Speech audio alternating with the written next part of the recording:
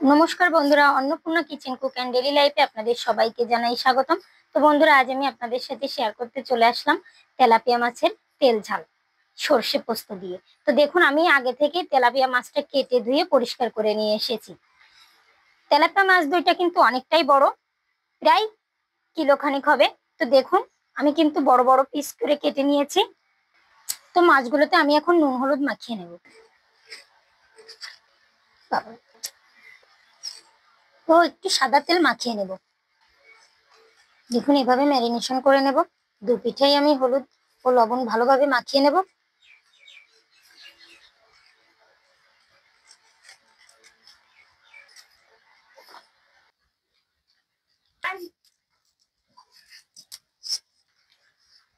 কড়াইতে তেল দিয়ে দেব।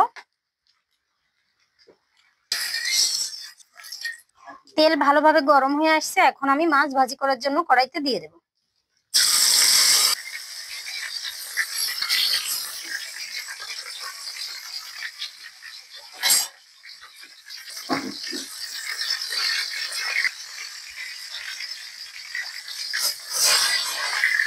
মাছগুলোর পাশ উল্টিয়ে দেব।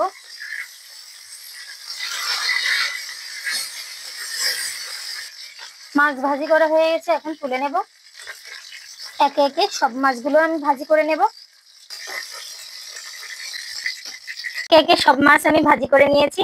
এখন মাছ ভাজি করার তেলেই আমি ফোড়ন দিয়ে নেব। তো দেখুন, ফোড়নে আমি তেজপাতা, 1 চামচ পরিমাণে গোটা জিরে দিয়ে দেব। আমি আবারও একটু তেল দিয়ে নেব। তো দেখুন বন্ধুরা, তেলাপিয়া মাছের সর্ষে পোস্ত তেল ঝাল করতে আমার কি কি লাগবে। তো আমি 2 প্রকারের সরিষা, আদা, কাঁচা লঙ্কা ও পোস্ত একসঙ্গে বেটে নিয়েছি। এটা আমি এখন ফোড়নের তেলে দিয়ে দেব।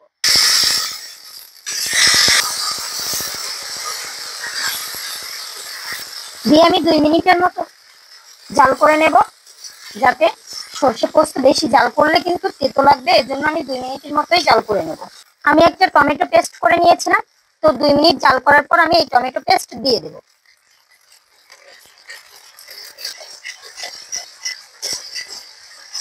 ঝালের জন্য আমি শুকনো মরিচের গুঁড়া দিয়ে দিচ্ছি।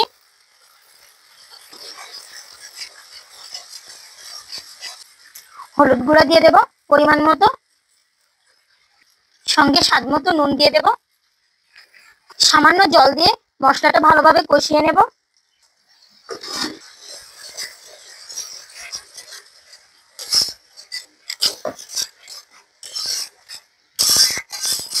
দেখুন, মশলা আমার ভালোভাবে কষানো হয়ে গেছে, মশলা থেকে তেল ছেড়ে দিয়েছে। এখন ঝোলের জন্য পরিমাণ মতো জল দিয়ে দেব। জল ভালোভাবে ফুটে আসছে, এখন মাছগুলো দিয়ে দেব।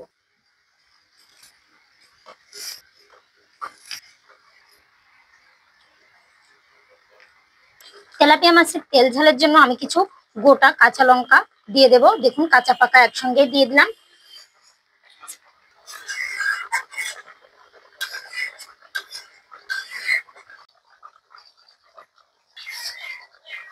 তো দেখুন বন্ধুরা, তেলাপিয়া মাছ দিয়ে সর্ষে পোস্ত রান্না করা হয়ে গেছে আমার।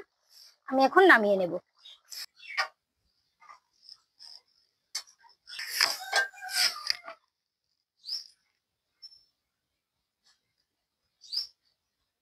তো বন্ধুরা, বড় তেলাপিয়া মাছের সর্ষে পোস্ত দিয়ে তেল ঝালের রান্না আপনাদের কেমন লেগেছে? ভালো লাগলে লাইক, কমেন্ট ও শেয়ার করবেন। আর আমার এই রান্নার নতুন নতুন ভিডিও পেতে চ্যানেলটিকে অবশ্যই সাবস্ক্রাইব করে দেবেন।